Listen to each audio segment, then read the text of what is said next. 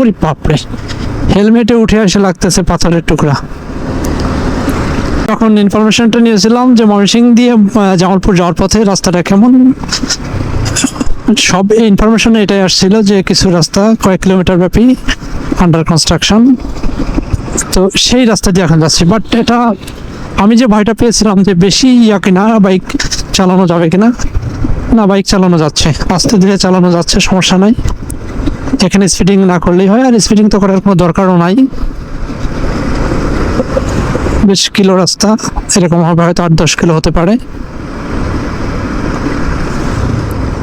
কোনো সমস্যা নাই।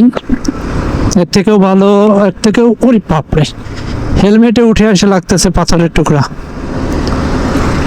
এই রাস্তাগুলোতে একটা জিনিস খেয়াল রাখতে হবে যে কখনোই হেলমেটের ভাইজর একদম আপ করে গাড়ি চালানো যাবে না। কারণ হচ্ছে যে সামনে যেমন মামার গাড়ির থেকে একটা পাথরের টুকরা ছুটে এসে আমার ভাইজরে লাগছে, ভাইজরটা খোলা থাকলে ওটা হয়তো চোখে না লাগতো, হয়তো মুখের কোনো একটা অংশে লাগতো।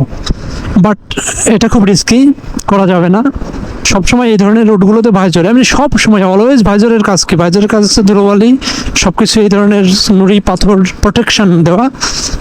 তো ভাইজরটা নামায় সবসময়, সেটা হোক রাতে হোক দিনে, অবশ্যই ভাইজরটা নামিয়ে ডাউন করে, অর্থাৎ ডাউন করে বাইক চালানো উচিত এবং চালাতে হয়, এটা হচ্ছে নিয়ম। ভাবসাবের জন্য ভাইজর আপ করে বাইক চালাতে গিয়ে বিপদে পড়ার কোনো মানেই হয় না। আর আমি অভ্যস্ত ভাইজর ছাড়া কয়েক সেকেন্ড 5-7 সেকেন্ডও বাইক চালাতে আমার খুব ঝামেলা হয়, কষ্ট হয়। মনে হয় যে সারা পথে কোনো ধুলো নাই, ভাইজরটা যদি আমি আপ করি তাহলে ওই সময় মনে হচ্ছে যে ধুলো চোখের মধ্যে ঢুকে গেছে।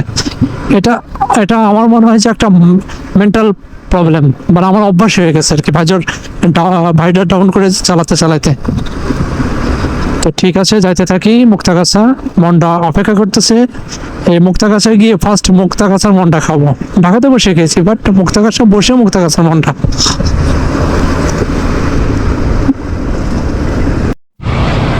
সম্প্রদায়ের বসবাস।